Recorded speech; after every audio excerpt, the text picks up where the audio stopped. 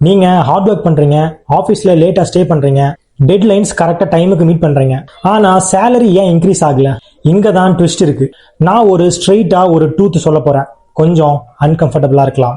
நிறைய பேர் இதை பார்த்துட்டு என்ன நினைப்பாங்க அப்படின்னா, கம்பெனி சீப்பா பிஹேவ் பண்ணுது, மேனேஜர் பயாஸ்டா இருக்காரு அப்படின்னு சொல்லுவாங்க.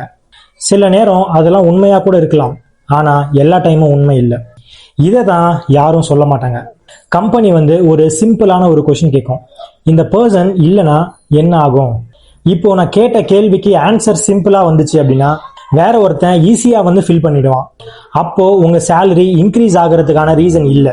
அதை நீங்க கவனிச்சிங்களா? சேம் ஒரே டீம்ல ஒருத்தனுக்கு சேலரி ஹைக்கு, இன்னொருத்தனுக்கு சேலரி ஹைக் இல்லை. இது ரெண்டுத்துக்கும் டிஃபரன்ஸ் என்ன? டிஃபரன்ஸ் என்னன்னா, ஸ்கில் மட்டும் டிஃபரன்ஸ் இல்லை, ரீப்ளேசபிலிட்டி லெவல் கூட டிஃபரன்ஸா இருக்குங்க. இது ஜாப் மட்டும் இல்ல, ஒரு ரிலேஷன்ஷிப் எடுத்துக்கோங்களேன். நீங்க ஈஸியா ரீப்ளேஸ் ஆகிற மாதிரி பிஹேவ் பண்ணீங்கன்னா உங்க ரெஸ்பெக்ட் குறைஞ்சிரும். ஏன் பிசினஸ் கூட எடுத்துக்கோங்களேன். பிசினஸ்க்கு யூனிக்னஸ், அதாவது தனித்துவம் சொல்லிட்டு ஒண்ணு இல்லைன்னா கஸ்டமர் பார்கெயின் பண்ணுவாங்க, அதாவது பேரம் பேசுவாங்க. ஏன் நம்ம லைஃப் முழுக்க ஒரே பேட்டர்ன் தான். ஒரு நாள் சடனா உங்க கம்பெனி லே ஆஃப் பண்ணா, அதாவது வேலையை விட்டு தூக்குனா நீங்க எப்படி ஃபீல் பண்ணுவீங்க? நான் இவ்வளோ வருஷம் அந்த கம்பெனியில் ஒர்க் பண்ணனே, ஆனா என்னை இவ்வளோ ஈஸியாக ரீப்ளேஸ் பண்ணிட்டாங்களே. அது கொஞ்சம் கஷ்டமா தான் இருக்கும், ஆனா அதுதான் ரியாலிட்டி கூட. அந்த மொமெண்ட்ல தான் புரியும் நம்ம ஹார்ட் ஒர்க்குக்கு வேல்யூ இருக்கு. ஆனா அங்க ரீப்ளேஸ் ஆகாத வேல்யூ இல்லைன்னா அது போதாது. இங்கதான் ஒரு பெரிய ட்விஸ்டே இருக்கு. உங்களை நீங்களே கேளுங்க, நான் இல்லைன்னா இந்த சிஸ்டம் ஸ்டாப் ஆகுமா இல்ல ஸ்மூத்தா கண்டினியூ ஆகுமா? உங்க மைண்டுக்கு என்ன ஆன்சர் வந்திருக்கு அதை நேர்மையா கமெண்ட் பண்ணுங்க. உங்க ஆன்சரை ஹானஸ்டா சொல்லுங்க. நீங்க கமெண்ட்ல கூட சொல்லலாம். நான் ரொம்ப ஹார்ஷா சொல்லல, இது உங்க ஃபால்ட் இல்ல, ஆனா இதை புரிஞ்சிக்க வேண்டியது ரொம்ப முக்கியம்.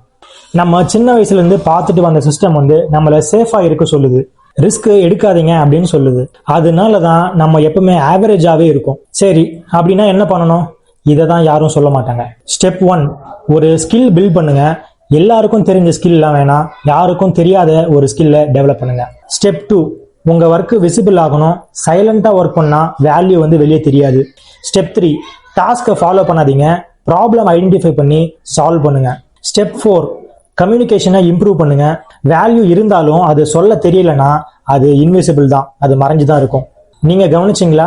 ஹை பெய்டு பீப்புள், அதாவது அதிகமா சம்பளம் வாங்குறவங்க, அவங்க அதிகமா ஒர்க் பண்றது இல்லை. ஆனா அவங்க இல்லைன்னா அந்த சிஸ்டம் பிரேக் ஆகும். அதுதான் அங்க டிஃபரன்ஸ். ஹார்ட் ஒர்க் மட்டும் நமக்கு சக்சஸ் கொடுக்காது. ஒரு ரைட்டான ஒரு வேல்யூ, அப்புறம் அந்த வேல்யூ கொடுக்கறதுக்கான ரைட்டான ஒரு பொசிஷன் இருந்தாதான் நமக்கு growth கிடைக்கும். இதை நீங்க அக்செப்ட் பண்ணலன்னா நீங்க எப்பவுமே ஸ்டக் ஆகி தான் இருக்கணும். இந்த வீடியோ சேலரி பத்தி இல்ல, உங்க லைஃபோட வேல்யூவை பத்தி. உங்க ஃப்ரெண்ட்ஸுக்கு இந்த வீடியோ ஷேர் பண்ணுங்க. அவங்க மைண்ட் செட்டை மாத்தி அவங்க க்ரோ ஆகலாம். அதுக்கு நீங்க ஒரு பெரிய காரணமா இருக்கலாம். நீங்க ரீப்ளேஸ் ஆகுற மாதிரி இருக்க வேணாம், நீங்க தேவைப்படுற மாதிரி இருங்க. அதுதான் உண்மையான செக்யூரிட்டி. ரீப்ளேஸ் ஆகிறவருக்கு சேலரி வரும், அதாவது சம்பளம் வரும்.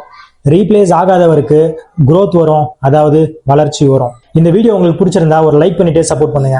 இந்த மாதிரி ஹானஸ்டாவும் டீப்பாவும் பேசுற வீடியோஸ் வேணும்னு நினைச்சீங்கன்னா நம்ம சேனலை சப்ஸ்கிரைப் பண்ணிக்கோங்க. அப்போதான் யூடியூப் அல்காரிதம் நம்ம பண்ற வீடியோஸ் உங்ககிட்ட கொண்டு சேர்க்கும், இல்லைன்னா சேர்க்காது.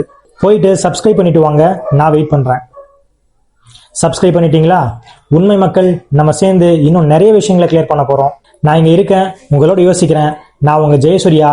இன்னும் கிளாரிட்டியோட அடுத்த வீடியோவில் சந்திப்போம். Take care.